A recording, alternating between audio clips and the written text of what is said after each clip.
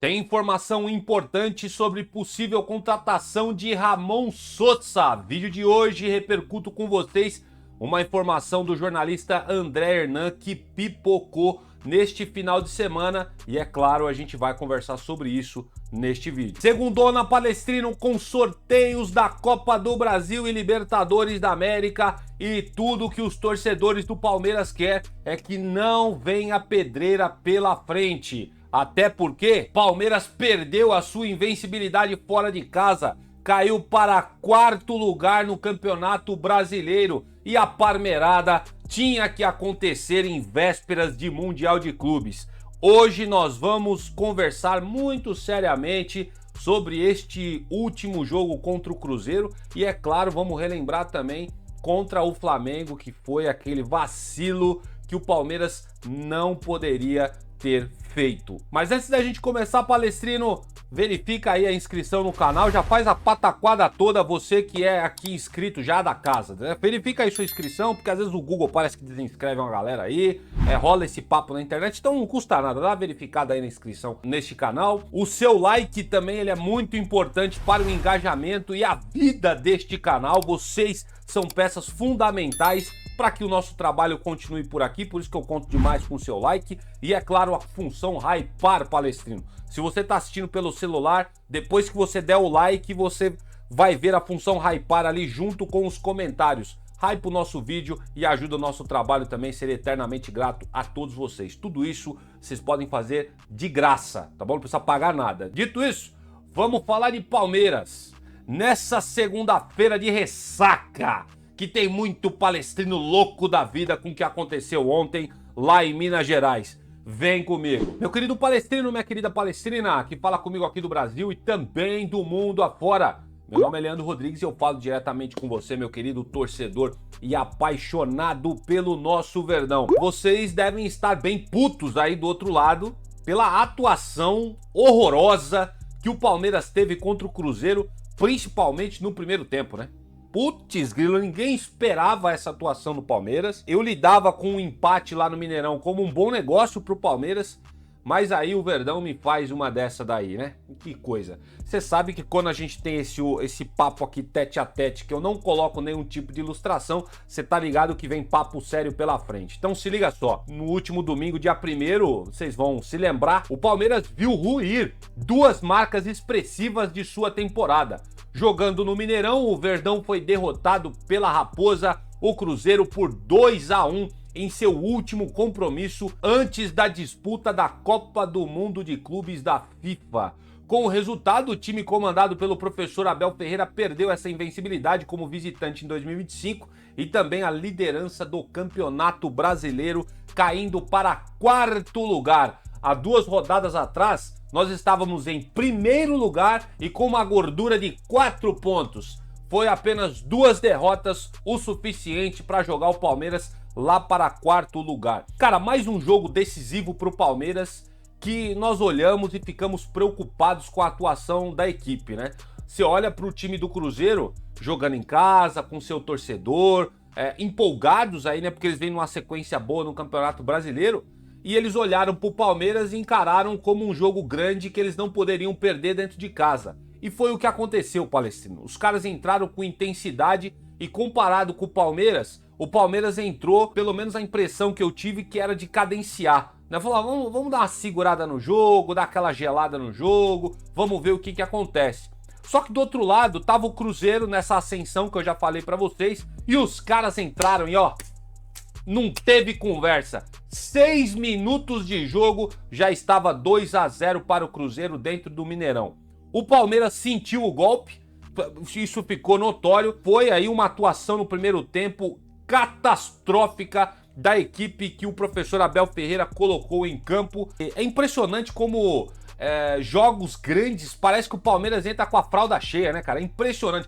Pegou o Flamengo dentro de casa, com o seu torcedor no Allianz Parque e tentou cadenciar o jogo, perdeu um pênalti importante que não poderia ter perdido e o Flamengo, mesmo não jogando nada contra o Palmeiras dentro do Allianz, foi lá e aproveitou as suas oportunidades que teve durante a partida e assim sacramentou a derrota do Palmeiras lá no Allianz Parque, naquela rodada tão horrível que nós vimos aí a atuação do Palmeiras. Em sequência, nós tivemos o jogo contra o Sport Cristal, né, que foi, na minha opinião, foi um jogo treino e o Palmeiras massacrou e tá mais do que certo do que fez. Só que a gente não consegue comparar e colocar na mesma prateleira Sport Cristal com Cruzeiro e também principalmente Flamengo, né? São outros níveis. E esses jogos que são mais fácil, vamos dizer assim, o Palmeiras entra com total confiança e vai lá e mete 6-0 e faz um jogo espetacular.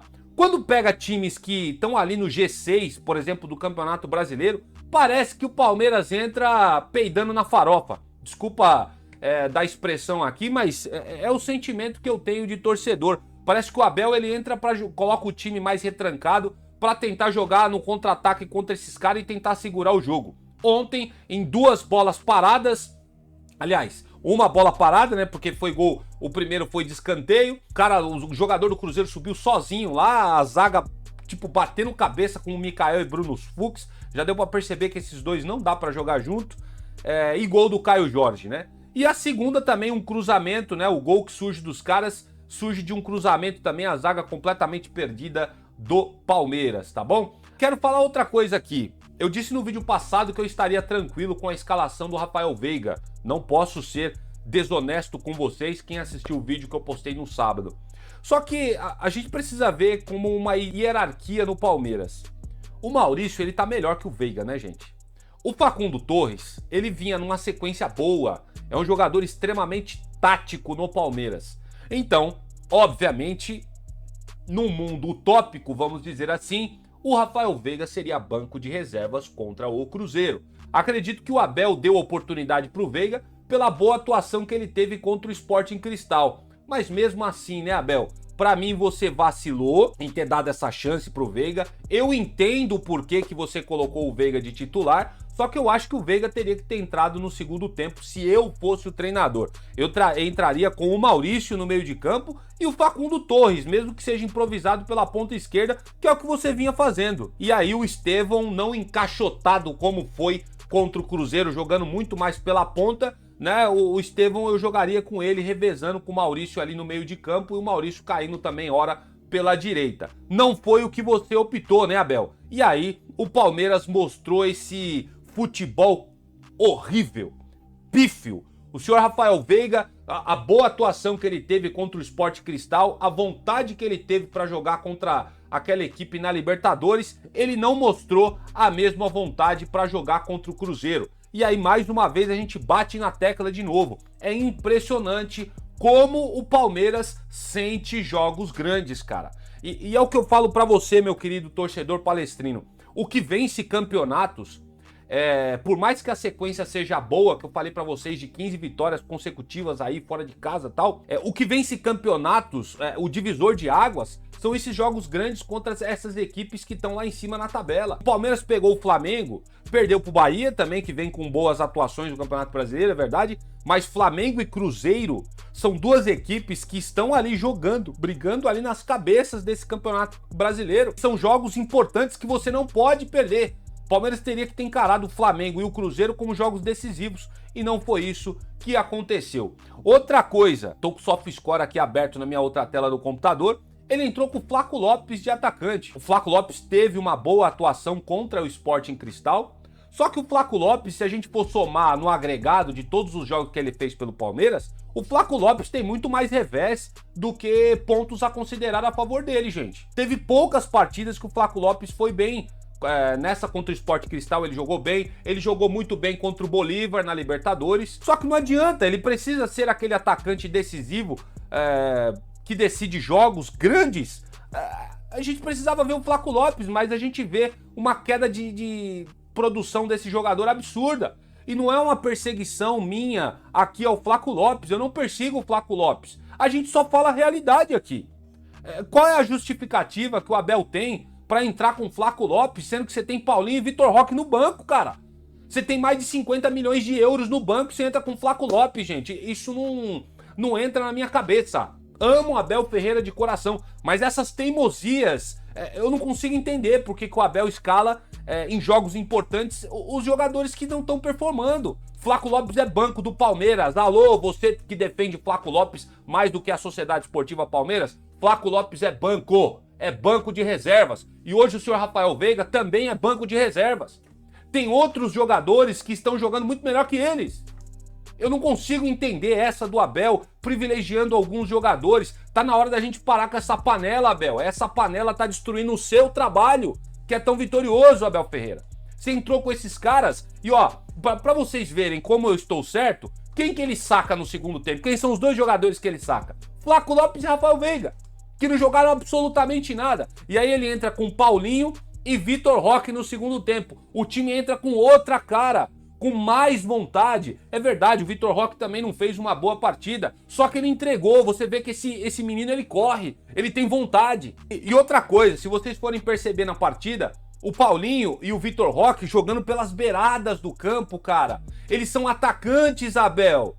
Esses jogadores têm que jogar próximo à área e ter meio atacante atrás deles armando o jogo pra eles. Se a gente jogar com Paulinho e Vitor Roque mais abertos, em vez de centralizados ali próximos à área, esses caras nunca vão performar no Palmeiras. Paulinho, como é que ele jogava no Atlético Mineiro? Paulinho jogava ao lado do Hulk, gente, fazendo dupla de ataque.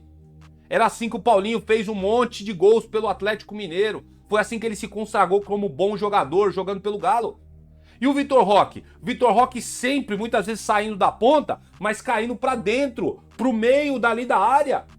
E a gente jogando com esses dois abertos, né? E esse fatídico 4-3-3 que o Abel não abre mão de jogar dessa forma. É impressionante, velho.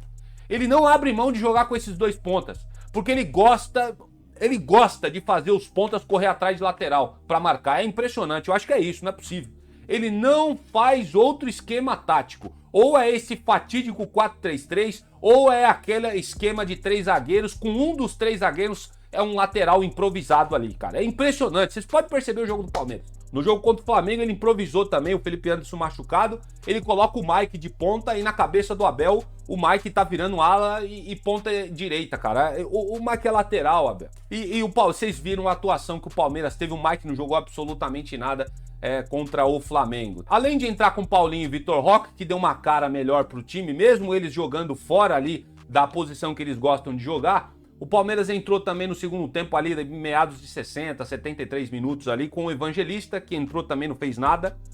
Quando o Evangelista vai bem, eu elogio aqui, eu falo a verdade, quando ele não joga nada, ele não jogou nada. O Evangelista entrou também, não mudou absolutamente nada. O Aníbal entrou no lugar do Emiliano Martínez também, não teve alteração que nós poderíamos considerar a respeito desse jogador, mas um entrou no segundo tempo e essa é importante que eu quero falar com vocês. O menino Alan, autor do gol do Palmeiras na partida. Eu pergunto para vocês, senhoras e senhores, o que esse menino Alan perde para Richard Rios? O que esse menino Alan perde para Rafael Veiga? O que esse menino Alan perde para Facundo Torres, que vem em bons jogos pelo Palmeiras, é verdade também, mas o que ele perde? O que ele perde pro Mike, por exemplo, que entrou contra o Flamengo, né, improvisado? É um menino que não tem mídia, mas vocês podem ter certeza, recordem os vídeos anteriores que a gente fala aqui, toda vez que esse menino entra, o que ele faz? O feijão com arroz, mas ele faz muito bem feito.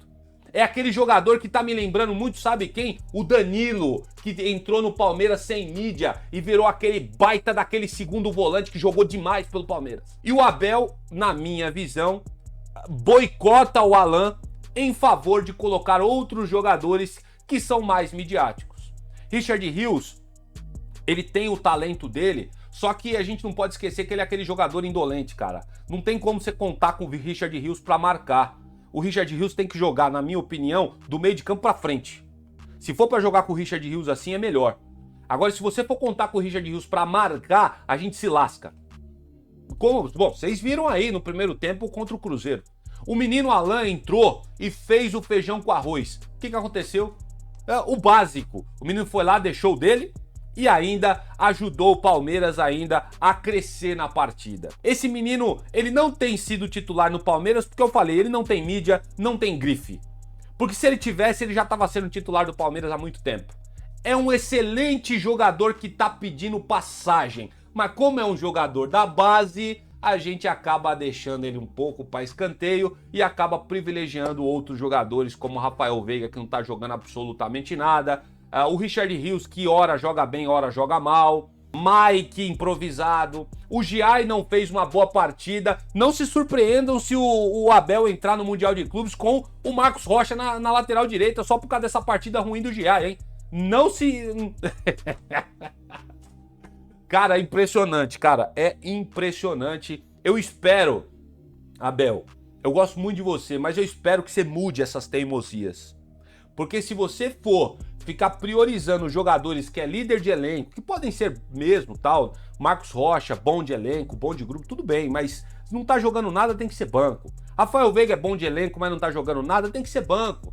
Se você for privilegiar esses caras no Mundial e não der passagem para jogadores que estão atuando bem, nós vamos passar vergonha nesse Mundial de Clubes. Anotem isso que eu tô falando pra vocês. Se não tiver uma mudança de postura, fala assim, ó, Veiga, vem cá, você não tá jogando nada, fica aqui. Ó, Marcos Rocha, não dá pra contar com você, ali o dono da posição é o Giai, tá? Mike, desculpa, Mike, fica aqui no banco de reservas.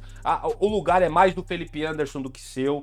Maurício, você é o titular ali do meio-campo do Palmeiras. Estevão, você vai revezar com o Maurício aqui. Se não for dessa forma, a gente continuar privilegiando Flaco Lopes em vez de Vitor Roque no ataque, esqueçam. Nós vamos passar perrengue nesse Mundial de Clubes. Isso eu tenho muito claro na minha cabeça. Outra coisa que eu quero conversar com vocês, o vídeo vai ficar longo, não tô nem aí.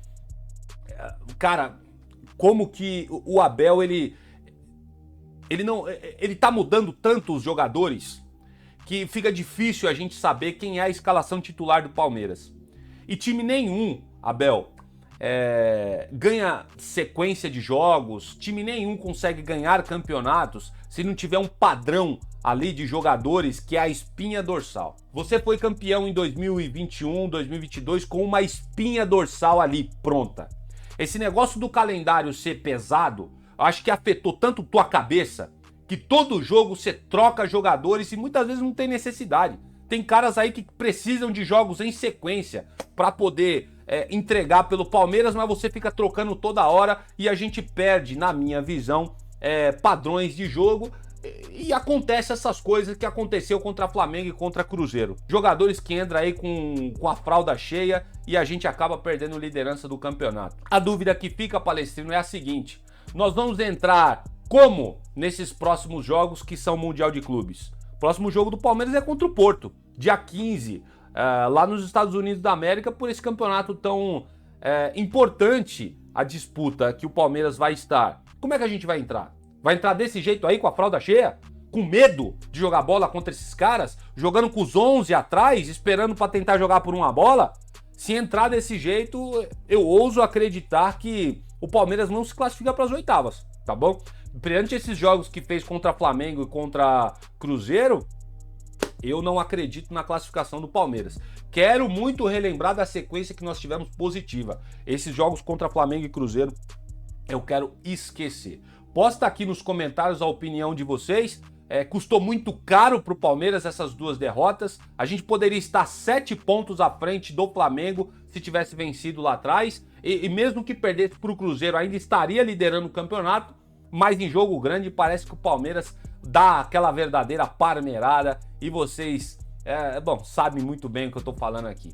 Essa derrota no Mineirão interrompeu uma sequência de 20 jogos de invencibilidade como visitante, que vinha desde novembro de 2024, olha só. Foram 17 vitórias e 3 empates nesse recorte, Palestrino. A equipe também deixou de alcançar uma marca que entraria para a história do Verdão. Seriam 10 vitórias consecutivas fora de casa, feito que não se repete desde 1996, quando o time conseguiu 13 triunfos seguidos entre fevereiro e maio daquele ano. Agora, o foco do Palmeiras se volta completamente para o cenário internacional e a delegação embarca aí para os Estados Unidos da América, onde disputará a tão esperada Copa do Mundo de Clubes da FIFA. O Verdão estreia, lembro vocês, mais uma vez, dia 15 de junho, às 18h30, horário de Brasília, contra o Porto de Portugal, em jogo válido pela primeira rodada do Grupo A desse torneio tão esperado, que nós estamos tão ansiosos.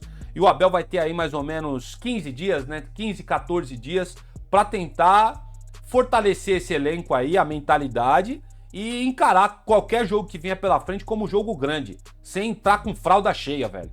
Tem que entrar pra cima do Porto, lógico, com responsabilidade, né, marcando devidamente, mas não pode abdicar de atacar, velho. Não pode abdicar de atacar, porque desse jeito a gente não vence jogos, tá bom? Enfim, a gente vai ter muito pra discutir aqui no decorrer disso tudo. Quero saber muito a visão de vocês sobre esse jogo contra o Cruzeiro. E é claro, essa parmeirada aí gerou uma certa desconfiança e ligou o alerta no Palmeiras para a sequência da temporada. E seguindo com o nosso vídeo da segunda-feira, para ajudar depois dessa derrota, olha o que tem hoje aqui, ó. Rapaz, sorteio das duas principais, das três que nós disputamos, né? Duas principais competições aí que vamos ter aí os sorteios e tudo que a gente quer é não pegar pedreira pela frente. Se liga aí, Palestrino, nessa segunda-feira mais à tarde, o palmeirense tem motivo aí para ficar muito atento aos noticiários esportivos. Serão realizados os sorteios que definem os confrontos das oitavas de final, tanto da Libertadores como da Copa do Brasil. Lembro vocês que em 2024 o Verdão foi eliminado justamente nessa fase em ambas as competições, diante do Botafogo e Flamengo, respectivamente. E a gente pode pegar essas equipes aí, tanto na Libertadores quanto na Copa do Brasil, hein? Abre o olho, Abel! Abre o olho, Palmeiras! É o seguinte, ó, a Conmebol realiza esse sorteio de mata-mata da Libertadores hoje ao meio-dia, horário de Brasília, lá em Luque, no Paraguai. Melhor campanha geral do torneio, o Palmeiras decide todos os confrontos em casa até uma possível final e pode enfrentar nas oitavas de final qualquer equipe que tenha classificado em segundo do grupo. E olha só esse pote 2 que são os possíveis adversários do Palmeiras. Tem Botafogo, o Palmeiras pode pegar o Botafogo logo nas oitavas de final. Penharol, Flamengo, vocês já imaginaram Palmeiras e Flamengo nas oitavas da Libertadores? Eu não quero isso não, velho, juro pra vocês. Não quero Palmeiras e Flamengo. Tô torcendo pra gente pegar aí alguma facilidade pela frente. Palmeiras também pode pegar o Fortaleza, que é sempre um jogo muito difícil contra os caras lá na casa deles. Palmeiras pode pegar o Atlético Nacional, essa equipe, se não me falha a memória, colombiana, que tá jogando muita bola nessa Libertadores. A gente pode pegar o Libertad, que aí eu acho que já é um time mais fraco. Universitário e Cerro Porteño já são aí três equipes que, se o Palmeiras pegar como adversário, lógico, né? A gente não pode menosprezar essas equipes, mas eu acredito que são os três adversários inferiores nesse segundo pote. Se cair pro Palmeiras, Atlético Nacional, Fortaleza, Flamengo, Penharol também vai, vamos colocar aí correndo por fora, e Botafogo, eu acho que o Palmeiras vai pegar uma broca pela frente. Vamos torcer pra gente pegar aí uma equipe mais fácil.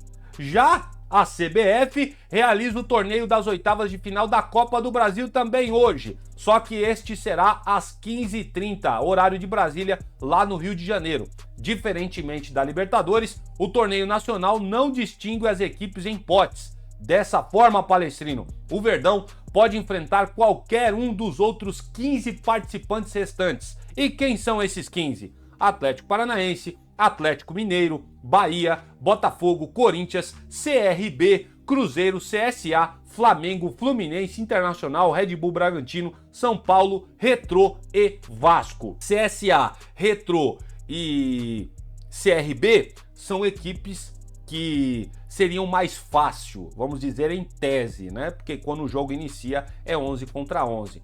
Lembrando que o Palmeiras já foi desclassificado na Copa do Brasil recentemente pelo CRB nos pênaltis. Eu não quero nem falar de pênalti que eu já fico traumatizado. Quero saber de vocês o que vocês acham desse sorteio, como é que tá o sentimento de vocês. Eu acredito que tá muita gente pessimista, principalmente depois dessa derrota pro Cruzeiro. Mas vamos tentar levantar os ânimos, porque, gente, apesar de tudo, o elenco do Palmeiras é muito forte. A gente tem o melhor treinador do Brasil, embora ele seja um cara teimoso, ele é o melhor treinador do Brasil, quiçá o melhor treinador sul-americano, tá bom? A gente tem esse bom técnico, então a gente tem mais do que razões para acreditar nesse Palmeiras, embora a gente tenha tomado esse banho de água gelada contra o Cruzeiro neste último domingo. Posta nos comentários o que vocês acham desses sorteios e é claro que eu vou estar acompanhando de perto para ver quem vai ser os adversários do Palmeiras e no próximo vídeo a gente vai comentar sobre isso. E para a gente finalizar o vídeo de hoje, dessa segundona, vamos falar desse nome que foi muito especulado no Palmeiras Eu falei para vocês no último vídeo de que eu já não trato mais como especulação pelas pessoas que têm informado sobre o Ramon Sosa. Para mim é o interesse real do Palmeiras, tá bom, gente? Já trato como uma possível contratação sim do Verdão. E saiu uma informação muito importante do André Hernan que eu quero compartilhar com vocês agora sobre esse jogador paraguaio, tá? A janela de transferências especial para o Super Mundial de Clubes abriu hoje e fecha no dia 10 de junho. No entanto, o Palmeiras já decidiu que não vai contratar nenhum jogador para a disputa do torneio nos Estados Unidos da América. Pelo menos acredita-se nos bastidores que não virá ninguém. Caso apareça algum nome, será uma grande surpresa aí para os palestrinos e a gente vai perceber que a dona Leila estava escondendo o jogo. Mas até então o que se tem, o Palmeiras não vai contratar ninguém para esse Mundial de Clubes, nós vamos com esse elenco que nós temos aí já. O professor Abel Ferreira descartou os reforços, vocês vão se lembrar, para o Mundial e deseja apenas um substituto para o Estevão, que vai deixar o clube em junho. E esse substituto chegaria pós-Mundial de Clubes, não nessa janela especial que abriu-se agora para esse torneio intercontinental. Muitos nomes foram especulados e a prioridade é o Ramon Sosa, que está aí na tela para vocês, do Nottingham Forest da Inglaterra. Já conversamos muito sobre esse jogador aqui no canal. O atacante paraguaio declarou que pretende seguir no futebol europeu e jogou água no chope do Palestra. Nesses últimos dias também comentamos nesse vídeo aqui que está linkado para vocês nos cards, né? O vídeo que eu postei no sábado passado. O jornalista André Hernan informou nesse último domingo, no sábado à tarde, se não me falha a memória, que a contratação é vista como improvável no Verdão, mas o clube alviverde não encerrou as negociações pelo ponta esquerda Ramon Sosa. Segundo a apuração também do canal Espírito de Porco e do Diego Firmino, que apuram aí as notícias do Palmeiras, o Palestra mantém conversas com o Nottingham Forest, que tem contrato com Ramon Sosa até junho de 2029. Também falei para vocês que a diretoria palestrina está em diálogo com o staff do ponta da seleção paraguaia e uma compra do jogador é muito discutida pelo valor de 14 milhões de euros, que dá aí aproximadamente na cotação atual 90 milhões de reais. Então, segundo o que nós temos, Ramon Sosa, caso dê certo a negociação, chegaria pós-Mundial de Clubes, não agora. Eu acharia interessante para agora, até porque para a gente não ficar aí improvisando gente na ponta esquerda, né? Também seria difícil ele chegar agora e chegar e já entrar vestindo a camisa. Também acho que não seria uma boa. Enfim, quero saber a opinião de vocês. Confesso que eu tô dividido. Gostaria dessa contratação para agora, já pro Mundial, mas ao mesmo tempo eu não sei se era saudável pro elenco um jogador como esse chegar e já vestir a camisa e já ir pra ponta esquerda. Tendo aí o Facundo Torres sendo aí o principal jogador jogando por aquele lado, sendo o motorzinho da equipe do professor Abel Ferreira. Enfim, quero saber a opinião de vocês. Curtem essa contratação, caso aconteça? Ramon Sosa fez boas participações pelo Tajeres, cara. Já falei, se ele jogar no Palmeiras, caso aconteça, tá? Hipoteticamente. Se ele jogar no Palmeiras, que ele jogou no Tajeres, rapaz, nós estamos com baita de um ponto esquerdo aí, se essa contratação acontecer. Posta nos comentários, vamos dialogar sobre tudo isso. E é claro, estou observando de perto aqui, sempre que eu posso, eu respondo vocês aí nos comentários do vídeo. E dessa forma eu vou terminando por aqui essa edição de segundona, edição de ressaca palestrina, né, velho? Ô, tá louco, velho. Essa derrota aí pro Cruzeiro eu não esperava, tá bom? Embora o Cruzeiro, a gente tem que ressaltar, tá com um bom time, né? Eles saíram das competições internacionais aí e estão focando no brasileiro, tá? E é um time que vai brigar pelo Campeonato Brasileiro, vocês podem ter certeza disso, anotem. Só foi o Dudu sair de lá que a postura do time mudou, hein? Bom, enfim, vocês sabem o que eu tô falando. Não esquece aí, palestrino, de verificar sua inscrição no canal, o seu like também, se você não deu o like no vídeo, deixa esse like aí pra gente. E também, é claro, a função hypar, bicho. Se você puder, hype o nosso vídeo aí, pra gente colocar o nosso conteúdo aqui bem alavancado no algoritmo do YouTube e mais palestrinos venham aqui bater papo de Palmeiras junto com a gente no canal. Fechado? Obrigado demais aí pela participação e audiência de vocês. Vou ficando por aqui. Um excelente segunda-feira a todos na presença e abençoada do Papai do Céu. Volto no próximo vídeo e avante palestra. Ei, palestra, essa parmeirada tá doendo no meu coração.